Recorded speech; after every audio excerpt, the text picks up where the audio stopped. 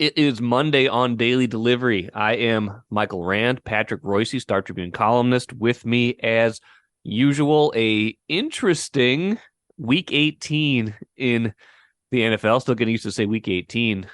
By the way, the weird 17 game schedule now. I'm still not used to that. But Vikings win, Patrick. A game that the Bears couldn't wait to lose, and as it turns out, the Bears get the number one overall pick in the draft when Houston improbably comes back and beats the Colts. The Packers lose on Sunday Night Football to the Lions. The Lions had no chance to make the playoffs after Seattle had already won, but the Lions put forth quite an effort, knock Green Bay out of the playoffs. We know who everybody's playing. The Vikings playing the Giants in the playoffs, as we probably expected going into the day. That was the most, but overwhelmingly the most likely outcome. Patrick, how did you see? What did you think of how Sunday played out from a lot of different standpoints, especially the NFC North? I tweeted in full seriousness. Now, sometimes I don't do it in full seriousness on Twitter, but Yes.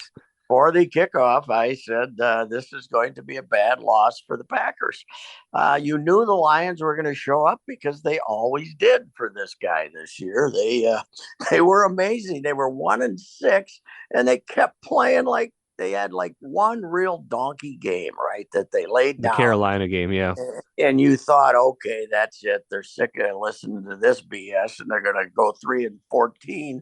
But they came fighting back. By the end of the year, they were the best team in the division, and they probably are the odds-on favorite to win the division next year. After the Vikings have to get rid of some guys and to meet their payroll, and won't be nearly as fortunate as they were this year. I'm not surprised at all. The Packers did what they've done all year. They moved the ball down to the 20-yard line and kicked field goals, and they couldn't finish. And that started for them last year, by the way, when they were playing the NFC title game at home. They couldn't finish, and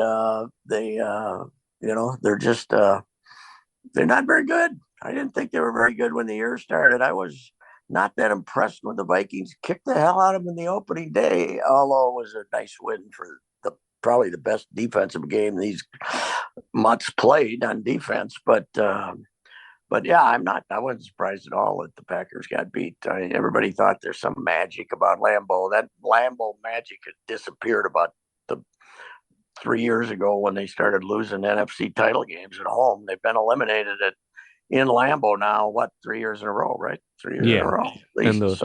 And their old quarterback, the old quarterback before him too, by the end of his career, probably would have liked to have been playing inside, not outside. He does not look like he likes it in the elements in January. Nah, he's not what he used to be, that's for sure. Although he also, the Watson kid from North Dakota State turned out to be a pretty good receiver for him. But they took away the guy he called the best player he ever played with, Davante Adams, and that really hurt him. He came back for. I said all along he came back for the money. He came back this time for the money, but in total, this season is a semi-disaster for the Packers because they tied their wagon to Rodgers, thinking, okay, maybe we can squeeze one more halfway run out of this. They found out nothing about Jordan Love again, another year wasted. He's now going into his fourth season without ever having played. Right. You got to make your decision on whether to sign him or not, right? And he can't wait to get the hell out of there. So it was a disastrous season for the Packers, and they got what they deserved. Detroit was on the attack, going for it on 4th and 2 in the middle of the field. And this guy is, you know what? You think maybe their whole success is emotional over there with Detroit that they had this year, but they're pretty well coached. They make some nice little plays on 4th and 2. They have some nice plays. The way they hit him with that last one, that little quick pass to Boom, right? By the Packers are sitting around, turning around, looking at each other, saying, what should we do here? They've already completed the pass and got the first down. And they're pretty well coached. He's got himself some good assistants. And these are not the Lions that we expect. We usually expect the Lions to figure out a way to screw up. So Anyway, I was very impressed with the Lions and unimpressed with the Packers. And I said all along, I would rather have Green Bay coming here next weekend than the Giants. The Giants are better. They're meaner. They're nastier. They're going to come after the quarterback, and that's going to be a hard-nosed game. That'll be a tough game. The what did the Vikings open at? About 3, probably. Huh? I haven't even seen the odds points, but they aren't going to be more than a 3 or 4 point favorite, right? I wouldn't think so because the Giants they're good. I don't think Yeah. I thought that was, if you looked at preferable matchups, I don't know if there's like one that was perfect. I mean, the perfect scenario probably would have been Seattle if you could have finessed that and you were really only one outcome away from that. If San Francisco would have somehow lost yesterday, that would have gotten you there. Couple things to note off of this. One, you saw the Vikings play the Packers last week, which with a much different outcome. How do you explain the difference between falling behind 41-3 and then the effort that the Lions give when they really don't have anything to play for other than trying to have a winning season, trying to finish off their year? When as soon as Seattle won that game, Detroit's eliminated from playoff contention. That still bothers me. That still bothers me quite a bit about this team, that they've had 3 games this year where they've fallen behind by more than 33 points.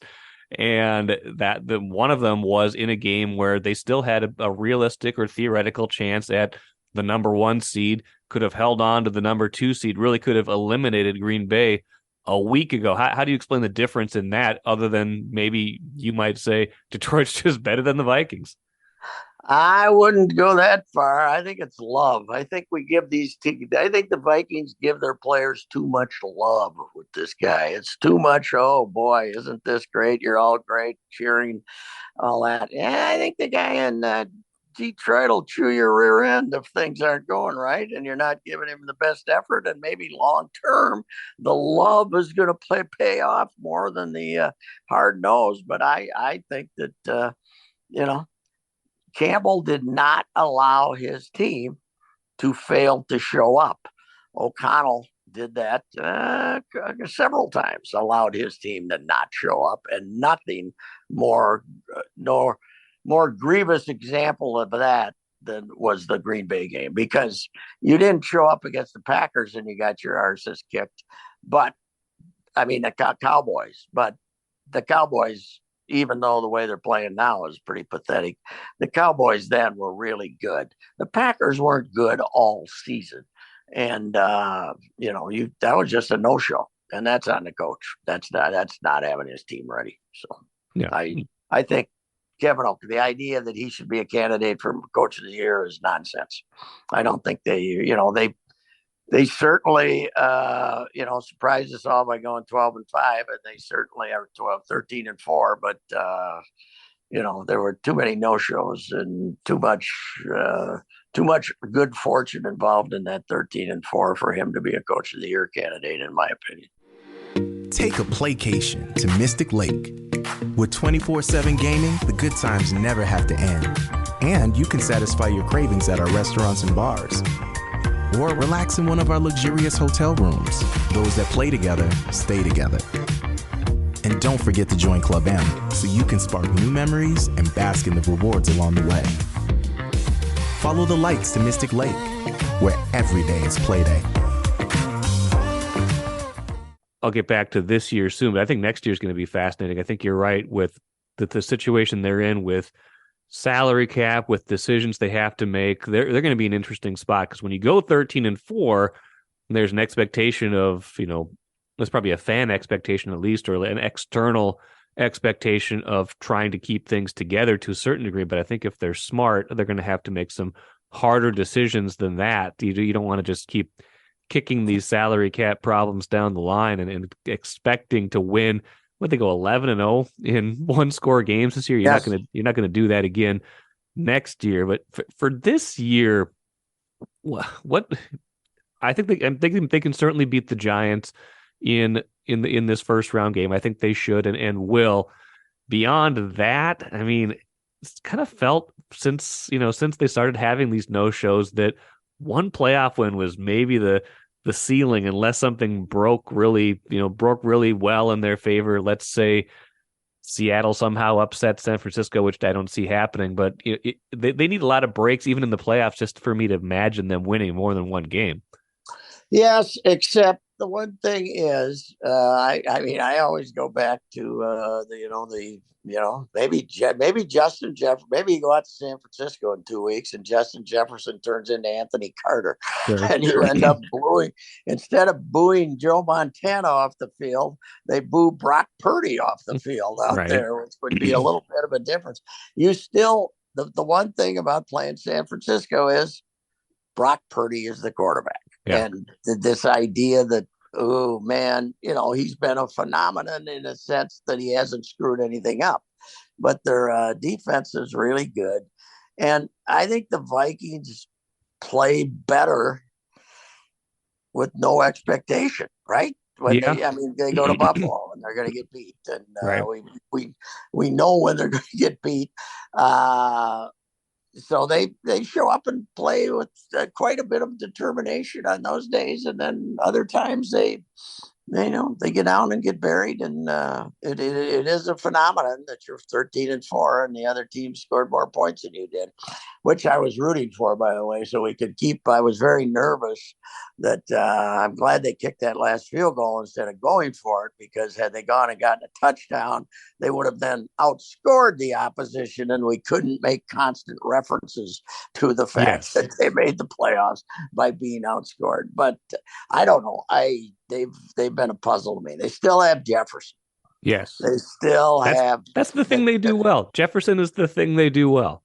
Yeah. And here's the problem, though. Right now, though, they're the weakest they've been all season because they don't have O'Neal. Yeah. And this is the worst they've been all season. They're more banged up than they've been. And O'Neal is one of their 5 most valuable players, and he's done. And you got Odo or whatever his name is. Udo, yeah. Who is a terrible guard, is now going to be your right tackle against a good, fearsome, mean, nasty Giants team. I would, I don't know what the number is, but I would give the Giants a 50% chance to come in here and beat them. I don't think they're that good. I just, defensively, they're as mediocre as you can get. Now maybe Jefferson comes out and lights them up, and they have a good game plan, and but it's going to be up to the offense to win that game, I think. You're right. It's -3 to open. Vikings -3 against the Giants, which is that's basically home field, right? Don't you generally have given you've generally been given a field goal advantage for playing at home. People thought I was crazy when I tweeted this out last week, but Daniel Jones is as good as Aaron Rodgers at the current Aaron Rodgers. He's as good as the current Aaron Rodgers, and better athlete who can run a little bit if you put the big pressure on. He's not that bad. No, he's not that bad. He's not that bad. He's okay. They're okay. The Giants are okay. So that's not going to be easy. That's for sure. No, do we know when we're kicking off, by the way? Have they released it's 3:30 Sunday. 3:30 Sunday. Okay. Oh, yeah, for the New York market. That's right. I thought they might get a Saturday game.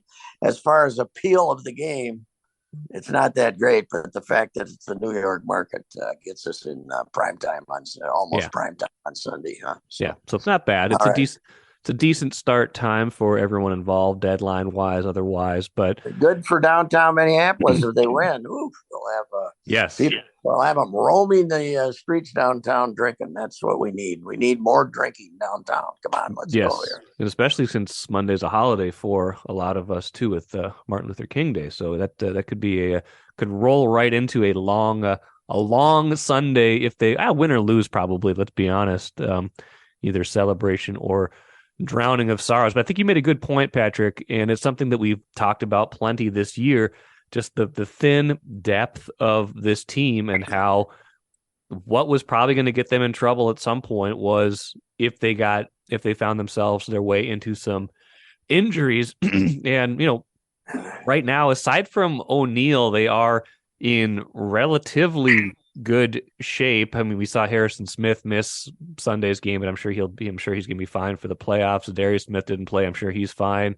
We'll see if Bradbury is back or not. That's a big question because I don't think they're in great shape at center if he's not. I mean, the offensive line's a big question regardless. And Andrew Kramer made a good point, talking about how good the pass rush is for the Giants and how that's going to be a problem, especially without O'Neal. But if they were going to get into trouble, it was going to be this kind of their depth being tested. And I don't know if they just haven't flat out played as well in the second half of this year, not even close, because a lot of times it's been some of the injuries and this inconsistency of efforts. I have no idea what we're going to see from this team on Sunday.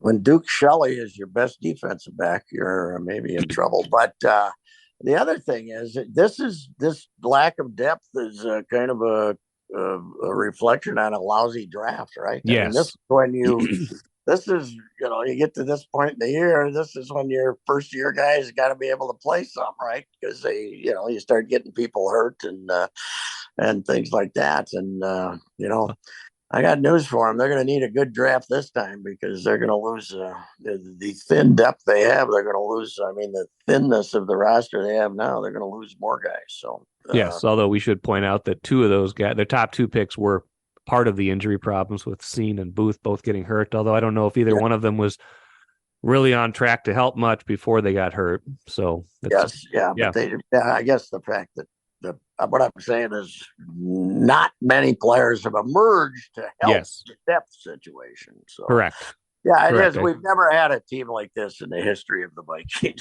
A 13-4 team shouldn't have this many questions, right? No, you shouldn't be 13-4 and say, "Oh my God, what are we going to do here, there, and everywhere?" And how can we give up? At least they didn't give up 400 yards this time against those poor, miserable Bears. Nathan Peterman was too good. They had to go to Tim Boyle, who was even worse, right? How about that interception he threw to Patrick Peterson? It looked like it was a fair catch. It was. Yeah, that was unbelievable. What did they end up with 10 straight to end the season? Was it 10? Yes, 10 straight to end the season, which means they were, decent at some. They started out like 3-4. They were looking like they at least had something going, and then I forgot that they were 1-13 in 1969. I forgot that was that they were a little. They had some building to do there, but I think obviously because they play more games than they ever played, but. This is the most 3-14, right? 3-14. Wow. And I would imagine, even if we don't know with full certainty what's going to happen with Aaron Rodgers, what's going to happen with the Vikings, I think we can say with a certain amount of certainty that the Bears are going to be the fourth best team in the division next year. Lions, Vikings, Packers under 500, and Bears 4-13. They're still got a ways to go. Although our guy LaBelle, Mr. Bear, thinks Justin Fields is going to be really good. I'm not so sure. I'm not so sure either. I don't think he's an accurate passer. But yeah, it is really, I don't know. What's your level of, I mean, what level sense of excitement do you see from Viking fans going into the playoffs right now? I mean, there's interest. There's high level of interest. I'm not doubting that, but there's nobody optimistic that, boy, this is the year we're going to go to the Super Bowl for the first time since 1977, right? No. Well, I mean, think about it. Like 2009, even like the last two times they went to the NFC title game. 2017, I don't think they had a great team, but they had a great year, and they were playing very well. They had, by certain advanced measures, they were quite good. It was just there was surprise because Case Keenum had played so well, and you thought it could end at any moment. Yeah. There was legitimate, hey, this could be the year, the team of destiny, especially, of course, after the Minneapolis Miracle, the Super Bowl is here. And you're playing the Super Bowl at home, and right. Something mystical's going on here. But 2009, think about that. They were 12-4 that year. They're 13-4 this year. Felt much more like they had a chance that year. Now, part of that, part of those last 2 years was that they were the 2 seed, and then in that case, the 2 seed got you a bye. Having to win 3 playoff games, I think, changes some of the conversation too. But I think it's just a different team. I think people, you see the record, but anybody who's watched all these games can just see it with their own eyes. This is not nearly as good of a team as they had in 2017 or 2009. It doesn't mean they couldn't still somehow, play their best right now and go on a run and get to the NFC title game, get to the Super Bowl. But I don't think the expectations are nearly the same as they were those years. No, I don't either. Now there's always a kind of a new optimistic fan base, and this is sort of I think those, the hardcores, the young hardcores are, naive enough to see all the possibilities here, and the good fortune is going to have that carried them for so long is probably not going to keep showing up, but we'll find out here. But it's a very it's certainly a compelling drama, because this time is like oftentimes when they've had their really good teams, that first round, for instance, the team in 99, 98 team that lost to Atlanta. I mean, we had no doubts about the first round game there at that time. Not second round game, they had a bye, obviously, but there's great doubts about this one, that's for sure. Yeah, there is, and it's just I think what took it out of people was that Packers loss last week. I think people were willing to forgive the Dallas mulligan to a certain degree, and they were willing to say, hey, I know they fell behind to the Colts, but they came back and won. But when they did it, they did it for a third time in 7 weeks to fall behind that much to a team. People were like, is this really the team? But we will see. Patrick, what did you think about Buffalo returning the opening kickoff 96 yards in the emotional first game back after DeMar Hamlin suffered the cardiac arrest just 6 days before that? I'm not a big believer that there's some thing up there in the atmosphere overseeing all things. Yes. But fate does show up in sports once in a while. There's a mystical thing about it on occasion. The one that, I always refer to is when Ben Crenshaw won the 95 Masters. He'd won one before, but he'd gone about 8 years and he couldn't break an egg. He was terrible. The only reason he was back at Augusta was because he'd won there. His man, Harvey Penick, dies. He gets all emotional. He's crying about Harvey. He flies back on Wednesday, says the eulogy, comes back, wins the Masters for no reason in God's green earth, doesn't play worth a damn for the next 10 years. That was fate. That was something going on. And of course, the other one there was Sergio, who was playing terrible. Seve dies. His man Seve dies. He wins. So there's some mysticism in sports. And returning that kickoff yesterday back in Buffalo after you found out that your teammate is going to, in all likelihood, survive. He's actually watching the game from his hospital bed in Cincinnati, and you bring the kickoff back 96. That can't happen. There had only been 4 kickoff returns for touchdowns in the NFL all season. They've eliminated them. Jeez. They've eliminated them. Wow. Then the guy had 2 yesterday, but I think they said that there'd only been 4 all season. So maybe it was 4, and some. I don't. It has become an extreme rarity. We even had one here with this guy. This kid's pretty good, but and to have that happen in Buffalo. When it's 15 degrees and they're all there, they're all fired up to win the game, and they're all, happy that it looks like their guy's going to survive, and have him bring it back. It's incomprehensible that can happen, but it does. That's sports, That's that's the one of the great things about it is, as you know what I say, Mike, you always know what's going to happen unless it doesn't. Yes. It's what makes sports great still too. It's it's not just the emotion of it, it's the unpredictability.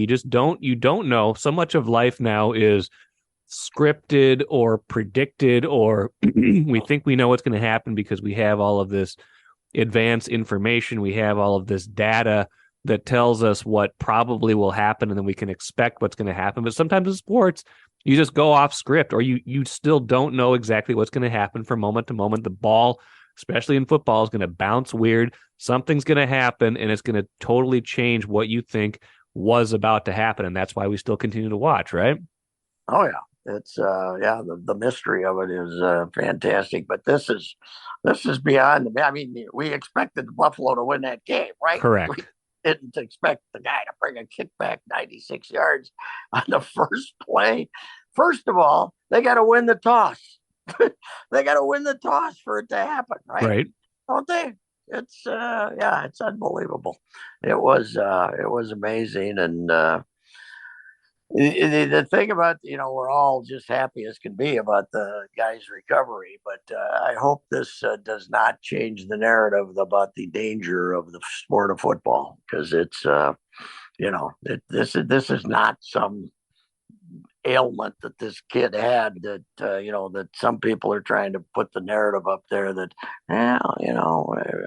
a blow to the chest like that is what caused him to have the cardiac arrest on the football field, and that comes from football, right? So yeah, although it's a very rare occurrence, but it doesn't happen. It doesn't happen in other situations where you can't get a blow in the chest that heavy, right? I mean, that's just what it is. And we got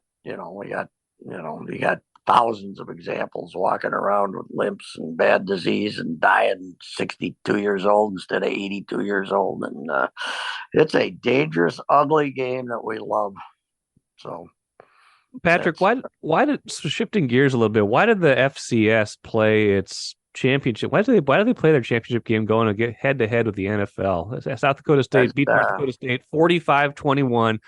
Was that the first time in 10 trips to that game that North Dakota State has lost, and in a big way? But the TV told them to, I suppose. I guess, but ESPN told them to. I don't know why, but ESPN probably said, "Hey, we all we care about is the it's a chance. If somebody's watching, it's a chance to plug the fact you got the national championship game on Monday night, and it had to be ESPN." Yes, South Dakota State really good, and they hammered them. But if you watched North Dakota State 2 weeks ago, you knew this was happening. They have a quarterback who can't pass because other quarterbacks got beat, and South Dakota State had a great quarterback, much better rounded team, and North Dakota State was, and plus South Dakota State's got this offensive line that could play in the Big Ten, so. Yeah, that was kind of predictable, and good for South Dakota State. Brookings, when both those two teams broke up the North Central Conference and went to Division I to FCS, we all thought they were nuts. And the ones we really thought were nuts was Brookings. Brookings has got 15,000 people when they're not on campus. It's a little town. And I went down there before they played the Gophers a few years ago, and the facilities they have built there, thanks to Sanford and his buddies, but are unbelievable. And the coach, what's his name? Stiglmeyer? What's his name again? I sat in his office for an hour, looking out over the stadium, this new office. He was mediocre in Division II, and they've turned into a power in FCS. South Dakota State was. They'd finish fifth most years in the North Central. They beat the old North Central, yeah. Yeah, Mankato beat them as often as not, and they decided to pump money into this Division I effort, and they've had really good women's basketball, pretty good men's basketball, and they really made a commitment to athletics, and they got a field house down there, brand new field house. I think it's 330 yards or something. The track is like they're 300 yards. They got this track that people come. They have meets from all over the world coming in, the nation coming in there, and amazing facilities. And they kicked the hell out of them. But you're right, as far as getting somebody to watch it, why they did it, I have no idea. Why didn't they play it on Saturday? Exactly. Yeah, why not? I don't know. I guess they still would have been head to head with NFL this time of year, but it had to be ESPN telling them when to play, right? Yeah, I would think so.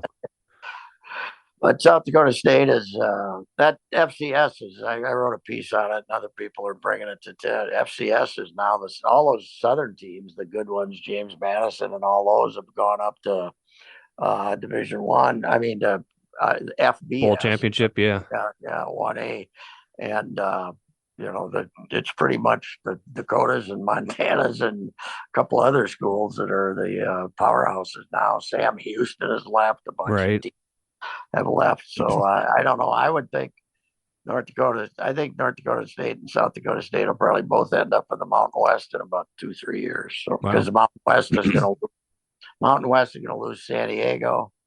They're going to lose maybe Fresno to the Pac-12. Yeah. I don't think the Pac-12 wants Fresno, but I think the California, that there's pressure because of the leaving Cal hanging like they left them with UCLA leaving. It's UCLA and USC, Fresno is the other team, but they're probably going to take Vegas too, because even though they got rotten football, I think they figure if they get them in the Pac-12, they got a dynamic town and maybe they can build up their football program. But anyway, I gotta think North Dakota State and South Dakota State are on the radar for the Mountain West. I would think so. Patrick, a couple more things before we go. Number one, it's January 9th, and I guess I didn't check in the last 30 minutes, but Carlos Correa is still not officially signed anywhere. The Mets have some of the same questions that the Giants have. It's been like 3 weeks since they agreed. Boris usually waits. I said this about the Twins when they were making that offer. I said, if he doesn't find anything better, Boris is going to wait till the end of February. He makes you wait. He always waits for what he wants, but he's in a bad predicament here with this guy because obviously, the Giants are now off the hook because they, everybody thought, well, they made this thing up because they got cold feet. There's something there. I don't know what it is. I mean, he supposedly it goes back to when he signed, right? When he was 19 or something. I think it goes back to the slide he had in that 2014, I guess, when he hurt himself sliding into second for that stolen base. But yeah, I mean, it goes back to when he's pretty young for sure. Well, and the physical that the Twins gave him at the end of the season, he passed apparently pretty well, but that wasn't the thorough, I'm going to give you $300 million physical right. Where they run you through the MRI machine 3 times or something. So yeah, who knows what the hell's what's he going to do? Is he going to call the Twins again, Boris, and say, let me, you want him for 1 year? That's what they did last year. You want him for 1 more year, $36 million? I don't know. It's a weird deal, but I'm sure there's a lot of people in baseball happy to see Boris getting a little bit of his comeuppance, but I'll never bet against him. I'll never bet against him. He usually gets what he wants, but it's a weird deal to say the least. If he comes, as I said, if he comes back and has to kind of take a consolation deal and it ends up back here, as often as he jogs to first base now, how much is he going to jog to first base when he doesn't think he got what he deserved? So, by the way, I don't think it was a coincidence either that Rafael Devers' contract was $331. Yeah, wasn't Correa supposed to be $330 with the Mets? I think the Mets was $315, but yeah, it was more than that for sure. The Giants deal was $330, right? Giants deal was $350, but. Right in the middle there, but yeah, I thought the 331 was. I thought there was a 330 figure floating around. So, Devers got 331, but yeah, I don't know. He's that Bowden, who John Heyman is out there all the time saying the Twins are the mystery team. Well, how could they be the mystery team? They were. They knew the offer was the current team. Yeah, we know they made an offer. If John Heyman's saying something about the Twins, he's getting it from Thad Levine. So they're buddies. So that's you got to follow the source there. Yes. I don't know what to tell you. It's the damnedest thing of all time. It's really crazy. Hey, let's mention our Gopher Hoopers here. I was gonna say that. How far off the radar are they to you? Because they barely register for me these days. I was going to the game the other morning, and I had a semi calamity take, so I ended up having nothing major, but I had to watch it at home. And they actually had some noise there, and Probus was pumping up that the crowd was pretty good, and they announced 10,900, which means they might have had 8,000 in there. But Marcus's story on Saturday was stunning. 3,100 people a game, scanned tickets. Scanned tickets. You knew there were some horrible crowds in there, but 3,100 going to the games in the non-conference. Listen, this is dereliction of duty that you're bringing in Pine Bluff and all these other jackass teams when you could be playing South Dakota State, South Dakota, and St. Thomas and drawing 10,000 people. What difference does it make if they beat you? Right. If they beat you, you aren't good, and you aren't going to compete in the Big Ten, which is all that matters. Yes. All that matters. It doesn't matter if you lose to St. Thomas or you lose to Western Michigan or somebody. It doesn't matter. It draws some people. What is wrong with you idiots? You got North Dakota, you got North Dakota State, you got South Dakota, you got South Dakota State, you got Northern Iowa, you got them right next to you. Right. You got St. Thomas. Play some of those regional teams so you can draw some people. Instead, they're giving 70,000 to these nothing teams to show up that nobody wants to watch. How often do they have to hit you over the head that the public doesn't want to come and watch Alcorn A&M, which, by the way, never shows up. By the way, last year that's 2 years in a row they failed to show up. But what the hell's wrong with these? Play a skit. When you go to a game, Mike, and there's 3,100 people there, you feel like an idiot for being there. Yes. You feel it when you're there. Yep. Yeah. You always say, why am I here? Why am I here? Nobody else is here. They're going to be laughing at you in the neighborhood if you tell them you went to a Gopher game. Why are you here? If there's 3,000 people there, you're depressed to be there. So, it's, you got to do something here. Now, that said, they did play a little better against Nebraska. I mean, they looked for long minutes like they had a half an idea what they were doing. They did end up getting beat again. And yes. Because that one kid from Nebraska was too tough for him, Walker. But, I don't think they're going to go winless. But they're going to have a hard time equaling last year's 4-16 record, I think. Yes. Yeah. And that's obviously, you can say who they play, whatever. I mean, people are going to start showing up when they win more than anything else. But they're way off my radar. I don't even think about, I gotta watch this game. Even the Big Ten games, they're not there for me right now because I'm just not interested. And here's the other thing. It's all, you hear I like to check Gopher holes when disasters are occurring. Yes. And see what they're saying. And they're thinking this is all about the rebuild. Well, I got news for you. The fifth-year guy from Dartmouth, Samuels, played 30 minutes and Carrington played 8. So they're desperate. They're desperate to win a game, right? Yes. And they're desperate to win a game. So Carrington, who a lot of us thought was the best freshman they were bringing in, is, you got him sitting there. Yeah. And, of course, every time a kid who had a good reputation isn't playing in this era, Mike, you'll immediately say, where's he going to be next year? Yep. I don't know anything about him. I'm not making anything, but, somebody in the family is aware. Here's modern parent in sports. Yes. The number one example of that we have now is Reina.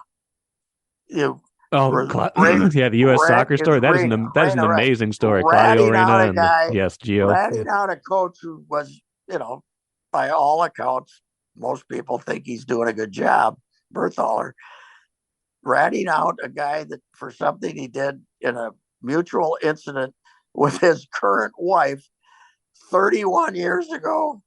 31 years ago, you bring that up because you're pouting because Berthaler said when asked, well, the kid wasn't playing, he said something critical, right? Yes. Now we have to have this fantastic investigation 31 years later because some parent is pouting.